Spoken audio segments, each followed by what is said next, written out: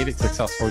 Well, I think we kind of started off on a rough patch. You know, we were like, I don't know, 0-3 our first couple games. So I think really just focusing on like our strengths, because as a team, you know, like we weren't always the most fundamentally sound, like shooting threes or like, I don't know, just like stuff like that. So I think focusing on like what we're good at, and we're all really good athletes. So like defense and driving to the hoop, you know, like drawing up fouls, because we can knock our free throws down if we needed to. I'm going to talk about the beginning of the season too. Like it was hard for us. And I think our coaches really like wanted us to understand that we could be a good team, and like just making us believe that.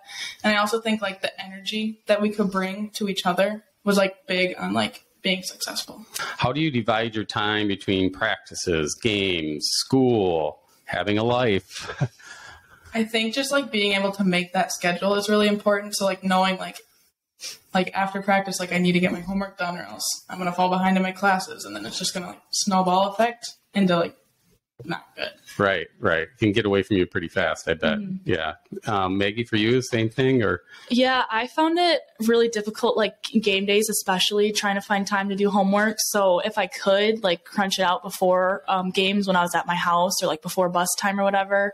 Otherwise, I don't know. I usually like I found it helpful for me this year to write everything down in my planner, like especially like what times practices were. And so just like all my homework. So I knew like what I needed to do and get it done. Sounds like you have to be very organized, mm-hmm. right? To make sure everything gets done. You mentioned, Carly, about believing you can win. Tell me about that and how that mindset can really make a difference. Well, I just know like before games, like Jacob would give us like a talk before every game, just making us believe like we can go far in this program and like years to come too. Just like knowing that we can be good and like not letting one loss like dictate our whole season.